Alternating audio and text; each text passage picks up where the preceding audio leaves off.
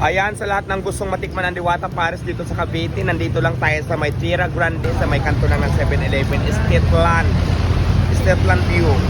Pwede mo na matikman ng aking chicken, limpo, at saka syempre ang ating Pares Overload na original na talaga namang kilalang-kilala ng lahat.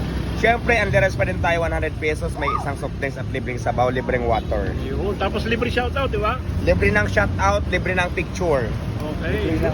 Libre na lahat. Pero pag kumain ka, magbayad kayo. Magbabaras barbecue, magkano ang mga presyo? Yung Pares natin, of course, only rice pa rin yan, 100 pesos. May soft drinks na rin. Ngayon, may limpo tayo, oo. Lahat naman kami naka-only rice eh. Huwag na yan, okay na yan. Okay na to. Yung ating chicken, depende sa laki, may 120 only rice, may 140 only rice, depende sa laki ng manok. May 100 only rice, depende sa laki. Ano message nyo sa mga inyong mga customers? Ay, maraming salamat sa mga customer ko na talaga namang walang sawang sumusuporta sa akin, sa mga supporters ko.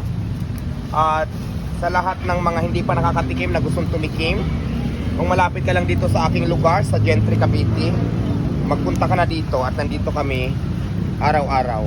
So, mensahe nyo naman sa mga vlogger na tumulong sa inyo, mga nag-vlog sa inyo. Sa mga nagvo-vlog, welcome dito sa akin mag-vlog kahit sinong vlogger, wag lang basher. lang basher. Katulad ng sinasabi ko, naghanap buhay tayo ng maayos, lumalaban tayo ng patas. Kung pupunta ka dito na vlogger ka, ng intention mo siraan ako, wag ka na lang mag-effort, okay? Pero welcome naman lahat ng vlogger. Pira lang kung paninira ang pupunta mo dito sa akin, wag ka na mag-effort.